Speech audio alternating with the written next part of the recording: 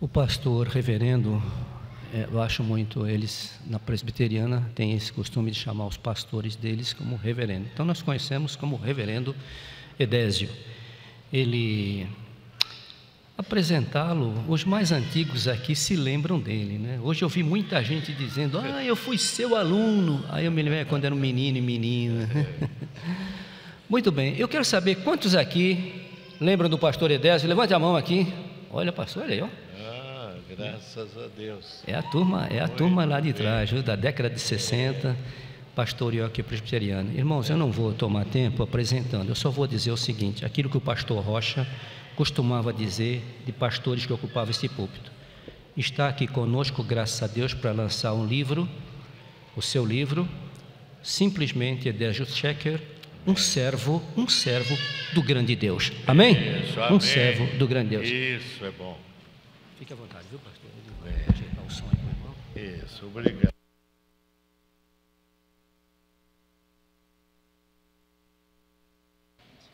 Está bom. Obrigado. Amados irmãos, graça e paz da parte de Deus, nosso Pai, e de Jesus Cristo, esperança nossa. Só Deus, em sua onisciência e onipresença, sabe o que se passa no meu coração agora, aqui. Voltar a este púlpito sagrado, distinguido por homens segundo o coração de Deus, como Gerson Rocha, José Infante Júnior, este príncipe de Deus. Voltar aqui me traz uma emoção muito grande. Houve momentos aqui em que eu já contive as lágrimas com certo esforço, porque Vitória da Conquista é uma cidade que marca a minha vida. Nela iniciei o meu pastorado. Em 1963, ali na igreja presbiteriana.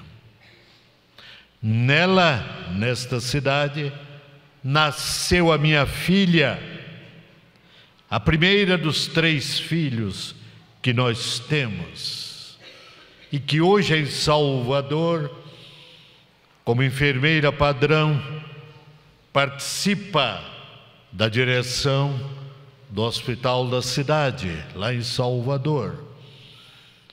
Nesta cidade, o Senhor me distinguiu com a honra de ter sido professor no Colégio Batista Conquistense, funcionava ali atrás. Aqui tive a honra de ter a amizade dos pastores batistas, todos, das igrejas batistas, e de com elas cooperarem de tal maneira que alguém me deu um apelido. Eu fui apelidado o pastor Infante, aqui em Vitória da Conquista, e diziam: o pastor Edésio é o pastor batisteriano. Foi apelido que ainda hoje me honra e me distingue, porque a amizade deste grande povo de Deus só me traz alegria e gratas recordações. Mas, irmãos, acolhido pela nobreza do vosso ilustre pastor, aqui estou para vos trazer da parte do livro santo uma palavra de informação, advertência e edificação. E também, como disse o meu nobre e querido amigo, pastor José Infante, fazer o lançamento deste livro, escrito quase, não foi totalmente, quase de joelhos, dada a complexidade, a grandeza beleza do seu tema. O título é Detalhes do Fim. Custou muita oração, muita pesquisa, diante da tremenda responsabilidade. Mas é em nome e para a glória de Jesus que ele vos é apresentado. E convido aos amados irmãos a abrirem comigo a Santa Palavra de Deus no livro de Atos dos Apóstolos, no capítulo 1. Atos dos Apóstolos, capítulo 1. Nós leremos 3 versículos, 9, 10 e 11. E vamos fazer uma distribuição para que nós possamos ouvir, na variedade multiforme das vozes femininas e masculinas, a beleza desta leitura. Assim eu peço que só as vozes femininas nos leiam o verso 9 de Atos 1, verso 9 com as vozes femininas, o verso 10 só as vozes masculinas e o verso 11 todos juntos, para a glória do Senhor. Então ouçamos a voz dos anjos.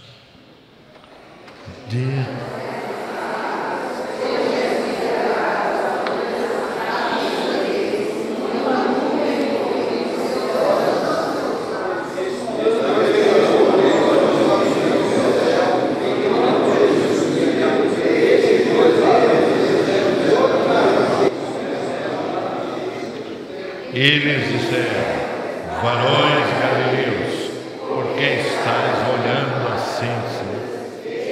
Jesus, que dentre vós assunta aos céus, há de vir, assim como para os céus o vistes ir. Deus bendito, nosso adorável Senhor e Pai, por tua graça e misericórdia acabamos de ler uma porção da tua palavra bendita.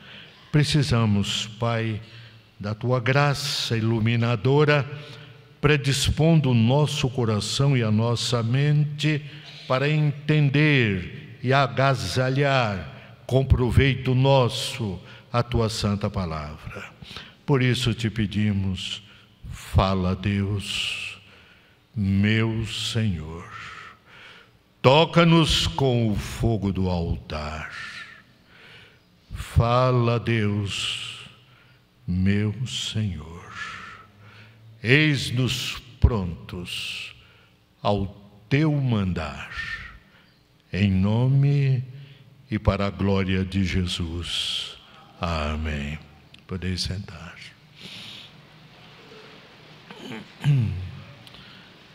Pastor José Infante Júnior, muito digno pastor e guia espiritual deste maravilhoso rebanho de Deus, irmãos amados e amigos visitantes aqui presentes, o Dr. Billy Graham, o maior evangelista do século XX, escrevendo o prefácio de um livro do seu colega sobre a segunda vinda de Jesus, diz uma frase que para mim pesa como estímulo e como responsabilidade.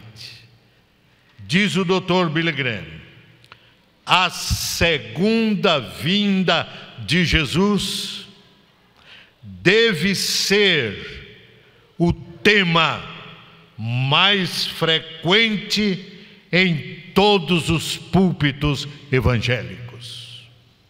E concordamos com esta expressão. Tema mais frequente. Por quê? E pela graça do Senhor, podemos vos apresentar 2 motivos pelos quais concordamos com o notável pastor, o Dr. Billy Graham. A segunda vinda de Jesus deve ser o tema mais frequente, mais apaixonadamente debatido e apresentado. Primeiro, por causa da proeminência, do destaque que a palavra de Deus lhe dá. A Bíblia Sagrada, revelação escrita do próprio Deus, para nortear a nossa vida, para estabelecer os liames, os laços entre Ele e nós. A Bíblia Sagrada, que no dizer do salmista, é lâmpada para os nossos pés e luz para o nosso caminho, contém 66 livros. E nestes livros, referências frequentes à vinda de Jesus. Mas, de todas as referências sobre a primeira vinda, há 8 vezes mais sobre a segunda vinda. Então, para uma referência à primeira vinda, há 8 referências à segunda vinda de Jesus. Observem a proeminência, o destaque que a Bíblia dá a este assunto de extraordinária grandeza. O Novo Testamento tem 27 livros, como sabeis. E destes 27, 23 fazem referência à segunda vinda de Jesus. Então, este é o tema mais frequente por causa da proeminência, do destaque que a Bíblia dá a ele. A segunda vinda de Jesus. E aqui no texto que acabamos de ler, o escritor sagrado nos informa que depois de dizer aquelas últimas palavras aos seus discípulos e apóstolos, o Senhor Jesus foi sendo elevado às alturas até que uma nuvem o cobriu. E quando isso acontece, descem 2 anjos e se colocam ao lado dos apóstolos que, embevecidos, viam o Senhor se elevando aos céus. E aqueles anjos dizem: varões galileus, por que estáis olhando assim, absortos, arrebatados para os céus? Este Jesus, que dentre vós foi assunto, subiu aos céus, há de vir, como para o céu o vistes ir. Estes anjos se incorporam àquele grande coro de profetas, de apóstolos, escritores sagrados, que olhando os horizontes da história, divisaram nele o alvorecer glorioso da segunda vinda de Jesus. Este Jesus há de vir, ele voltará. Então, meus irmãos, esta ênfase na segunda vinda de Jesus deve ser o tema mais frequente e deve ser algo que palpite e cante em nosso coração, aquecendo, alegrando, dando-nos a visão da glória enquanto caminhamos no tempo. Os hinos com os quais iniciamos este culto de adoração ao Altíssimo trazem, na inspiração das suas letras, no esplendor das suas melodias, algo contagiante, inspirador, grandioso, porque se relacionam com o maior de todos os eventos da história depois da cruz e do túmulo vazio. Irmãos, é importante que esse tema seja sempre abordado, primeiro, como já vos disse, pela proeminência, o destaque que a Bíblia dá a ele. E em segundo lugar, é importante que a igreja se debruce sobre este assunto, estude-o, analise-o e anseie por ele. Em segundo lugar, por causa da sua iminência. A volta de Jesus é iminente. E como os irmãos sabem, aqui eu estou usando a palavra com i, iminente. Porque se usar com é outra coisa bem diferente. Não é, meu pastor? Eminente é uma coisa, iminente é outra. O iminente aqui fala de algo breve, que acontecerá há pouco tempo, daqui a pouco. A segunda vinda de Jesus é assunto iminente.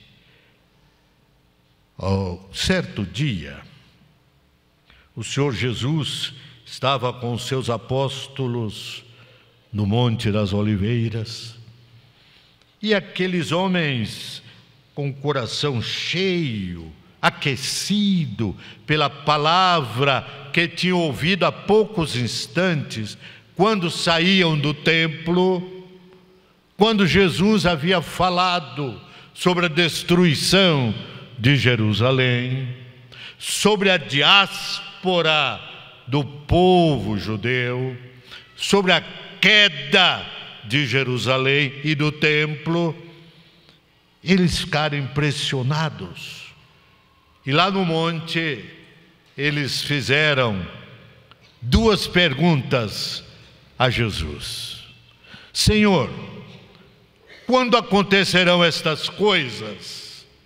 Primeira pergunta, a respeito da destruição de Jerusalém, do templo, destruição esta que ocorreu dali há mais ou menos 40 anos.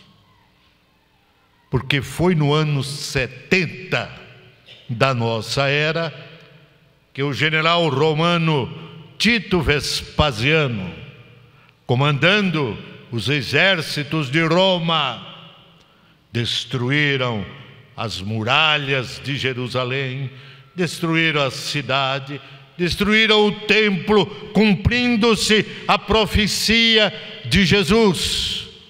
Não ficará pedra sobre pedra que não seja derribada. E assim foi. Menos de 40 anos. Mas eles fizeram outra pergunta, casada com esta: Senhor, quando serão estas coisas? Destruição de Jerusalém. E que sinal haverá da tua vinda? Eles sabiam que Jesus ia voltar aos céus e também retornar a este planeta. Jesus já os havia instruído amplamente sobre isso.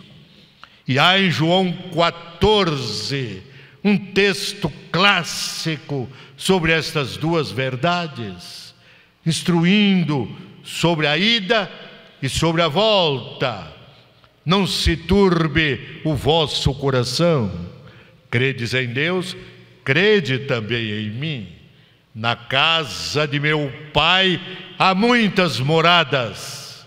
Se assim não fosse, eu vou-lhe teria dito, pois vou preparar-vos lugar. E quando eu for, primeira informação, e vos preparar lugar, virei outra vez, segunda informação, e vos tomarei para mim mesmo, para que onde eu estou, estejais vós também. Os discípulos estavam cientes de que o Senhor voltaria à destra do Deus Pai Todo-Poderoso, e de lá retornaria um dia a esta terra para julgar vivos e mortos. E eles perguntam: que sinal haverá da tua vinda e da consumação do século, do fim da história, nos termos em que ela está posta? Que sinal haverá? E, meus amados, o Senhor Jesus atende a expectativa dos seus apóstolos e de todos nós, e apresenta para eles uma série de sinais que preludiariam, que indicariam a sua volta. E dos vários sinais que ele menciona, dos sinais que os profetas mencionam, nós catalogamos 8 destes sinais, que estão aqui no capítulo 2 deste livro, com o título Sinais Indicativos da Segunda Vinda. Analisamos, sob a orientação do Espírito Santo de Deus, estes sinais. E à medida em que íamos nos debruçando sobre a Palavra Santa, para pesquisar nela a beleza e a grandeza deste ensino, íamos até nos assustando. Por quê? Porque, meus irmãos, todos os sinais aqui analisados, todos já se manifestaram a partir do século XX. O século XX foi um século eminentemente escatológico, isto é, relacionado com o fim, século no qual os sinais bíblicos sobre a segunda vinda de Jesus se evidenciaram, começaram no início do século XX a se manifestar e vieram com intensidade cada vez maior, de tal maneira que agora todos os sinais já estão aí, postos diante de nós, já estão aí claramente indicando que o Rei está voltando. Mas alguém perguntaria: pastor, quais são esses sinais? Eu não poderia enumerá-los a todos. Primeiro, porque não há tempo para esta análise.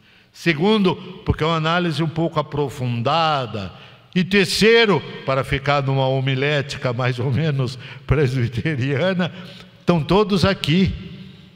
E os irmãos vão adquirir o livro lá fora e vão estudar, porque não apenas para ler aligeiradamente.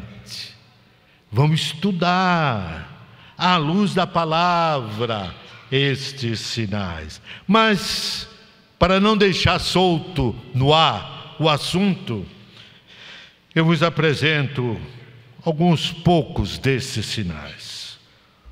Vos apresento em primeiro lugar o sinal das guerras. Jesus começou com o engano religioso. Muitos virão em meu nome, etc. E ouvireis falar de guerras, de rumores de guerras. Jesus não estava falando do aparecimento do flagelo guerras, porque sempre houve. Antes dele, houve guerras. Ele está falando da intensificação desse flagelo, do acúmulo desnorteante do flagelo guerra, do envolvimento avassalador dessa tragédia. Ele está falando disso, da sua intensidade, da sua frequência. E um certo analista, há alguns anos, escreveu dizendo que se nós pegássemos o globo terrestre, esses globos que os meninos usam na escola, e girássemos o globo e colocássemos o dedo em algum lugar, provavelmente o nosso dedo pousaria em algum lugar onde estivesse havendo alguma guerra. Isso para falar da amplitude em todos os continentes do mundo. Mas, voltando à afirmação de que os sinais se evidenciam a partir do século XX, é bom lembrar que foi no século XX, quando pela primeira vez na história a humanidade se viu envolvida em 2 guerras mundiais. Em nenhum outro século, em nenhuma outra era, é no século XX que ocorrem as 2 guerras mundiais, de 1914 a 1918 e de 1939 a 1945. Sinal evidente, marcante, indicado pelo Senhor, as guerras. Mas há outro sinal também, ocorrido no século XX. Este já previsto pelo profeta Daniel, conforme indicação recebida do arcanjo Gabriel. Eu costumo dizer, pastor, que o anjo Gabriel é o ministro das comunicações do céu. Ele é sempre quem vem fazer as comunicações. E veio ao profeta Daniel e lhe fez uma comunicação sobre o fim da história, sobre o fim dos tempos, colidindo com a volta de Jesus. E o anjo lhe disse: escreve, Daniel, fecha este livro até o tempo do fim. Daniel escreveu, o livro estava fechado. Só no tempo do fim é que este livro seria aberto. E este livro foi aberto no começo do século XX, no ponto em que o arcanjo Gabriel disse a Daniel: o saber, a ciência se multiplicará. Muitos correrão de uma parte para outra, indagarão, e a ciência, o conhecimento, o saber se multiplicará. Sim, meus irmãos, começo do século XX é a época em que a ciência se multiplica incontrolavelmente. Darei apenas um exemplo aos irmãos. No aspecto das viagens, vamos tomar este exemplo, porque é um exemplo que nos envolve a todos. Todo mundo viaja, ou para longe ou para perto, mas viaja. Desde o tempo de Abraão até o começo do século XX, nas viagens, em termos de velocidade no deslocamento, o máximo que nós tínhamos era a velocidade de um cavalo de corrida. Esta era a velocidade máxima para qualquer viagem, para qualquer deslocamento, a velocidade de um cavalo. Mas veio o começo do século XX, e com ele as invenções, a invenção da máquina de ferro, do navio a vapor, a invenção do automóvel, vem a invenção do avião, com o nosso patrício, o mineiro Santos Dumont, que na sua luta de cientista, querendo se levantar do chão, no equipamento mais pesado que o ar, conseguiu, no seu 14 bis, aquela geringonçazinha, ele conseguiu voar nela, subir um pouco e lá adiante cair. Estava conquistado o espaço, no mais pesado que o ar. 1906. Santos Dumont se levantava no equipamento mais pesado que o ar. Voava um pouquinho e caía lá na frente.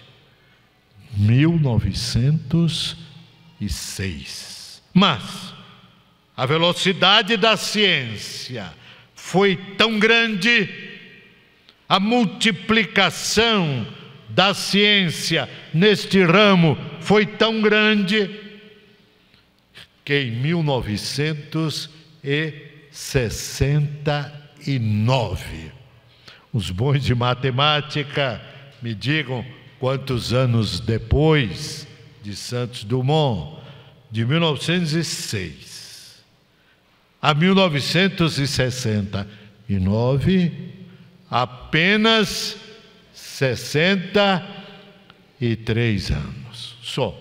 Observem que a humanidade levou milênios para se levantar no mais pesado que o ar.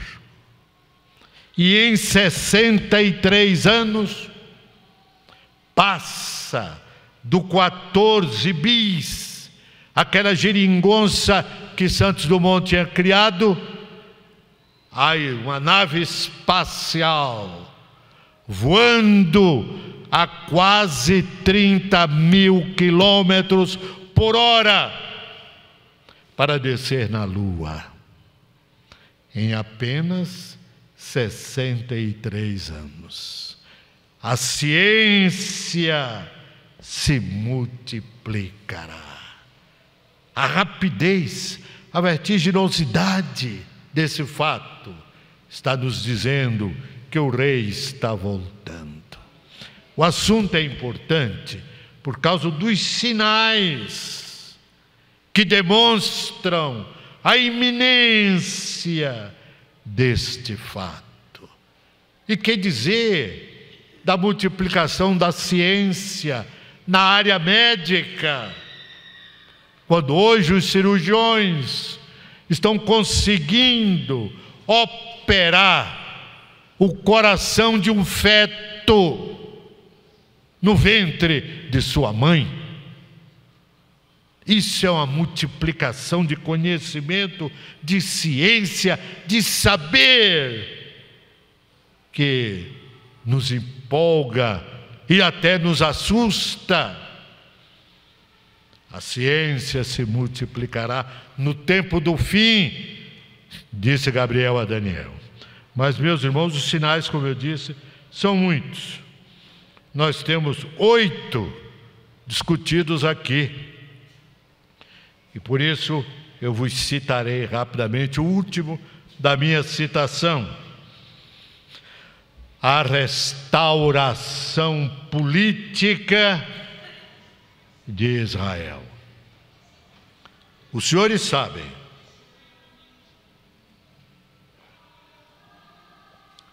sabem que desde o ano 70 da nossa era, os judeus foram espalhados pelos 4 cantos do mundo.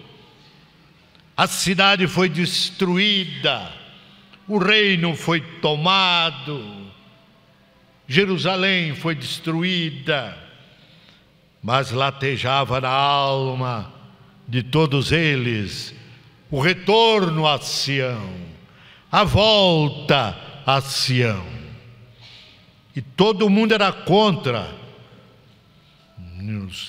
As grandes potências do mundo não queriam que Israel, que os judeus voltassem à Palestina por causa do petróleo árabe. Eles não queriam perder o petróleo e não queriam se indispor com os árabes. Por isso, meus irmãos, coisas espantosas aconteceram no acalentar do sonho de voltar o ano que vem em Jerusalém. E assim a luta prosseguiu.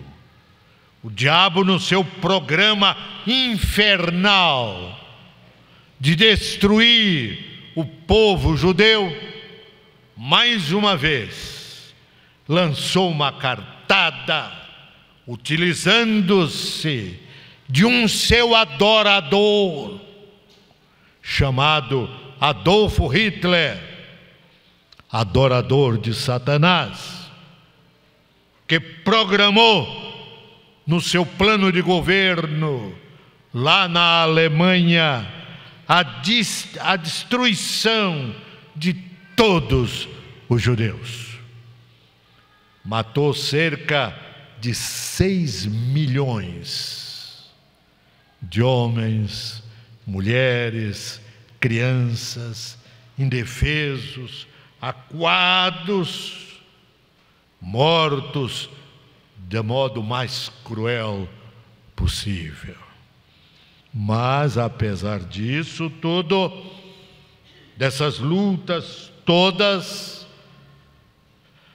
no dia 14 de maio de 1948, meio do século XX, a ONU proclama a Organização do Estado de Israel.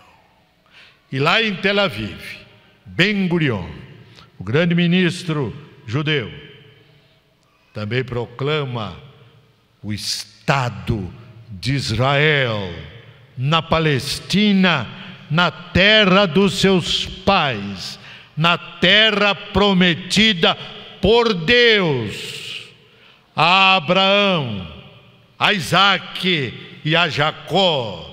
O Deus que não pode mentir prometeu, e no fim dos dias cumpre a sua promessa. E os profetas dizem que este fato, a restauração política de Israel. É o levantamento do monte do Senhor, do tabernáculo de Deus. Se daria no fim dos dias. E no fim dos dias entendereis isto. Por isso, meus amados, concordando com o Dr. Billy Graham, a segunda vinda de Jesus é tema frequente para nós, porque ela está às portas. Ele está vindo, vai nos receber em glória, e nós seremos, como já ouvimos aqui, nos belos cânticos, na bela poesia declamada por esta artista da declamação, nós seremos com Ele glorificados. E Paulo apóstolo, o maior teólogo do cristianismo, diz que se sofrermos com Ele também reinaremos.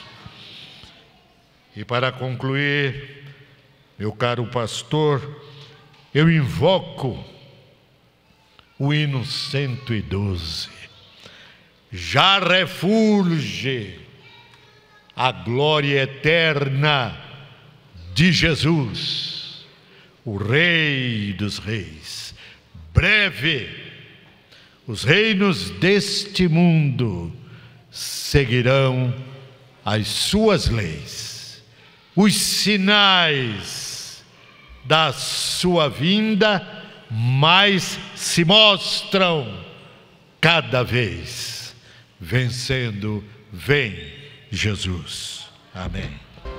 Nós vamos cantar esse hino para encerrar o culto, o 112. Agora, alguns irmãos fizeram uma pergunta para mim antes. Pastor, ele é pré-milenista? Sim. É. Sou. Arrebatamento? É. Nós temos uma, digamos assim, uma comunicação muito carinhosa com os presbiterianos. É verdade. Eles dizem que nós somos primos deles e nós também dizemos aos nossos primos. Mas no caso de um reverendo pré-milenista, eu posso dizer aqui, somos irmãos. Nós somos irmãos. Amém. Mesmo porque, pastor, o pré-milenismo é a interpretação mais fiel, mais correta da Santa Palavra. Amém. Está explicado aí alguns que me perguntaram. E a outra coisa, pastor, eu falei ao irmão, o senhor pode mandar aqui um abraço à dona Eunice, que ela tem uma admiração muito grande pelo irmão, ela está acompanhando o culto pela internet. Que maravilha. Ela, o pastor tinha, porque o senhor pregou aqui, ele pregou lá. Isso. Então pode mandar um abraço aí à dona Eunice. Com prazer. Minha querida irmã Eunice, eu fiquei muito emocionado ao receber ontem o seu recado, quando o pastor José Infante me falou de que a senhora, pesquisando os guardados do pastor Gerson, aquele amigo que Deus me deu aqui, encontrou a referência dele a um sermão que eu preguei aqui sobre o amor de Deus. Aquilo me emocionou, dona Eunice, e eu estou orando pela senhora. Amém. Eu gostaria muito de visitá-la. Não sei se o tempo vai me permitir, mas se assim for... está em Belo Horizonte? Bom, então, minha irmã, talvez em Belo Horizonte eu não vá tão cedo, mas de qualquer maneira, juntos estaremos. Amém. Amém. Graças a Deus. 112, amados, e vamos terminar aí. 112 do cantor cristão. Que bom.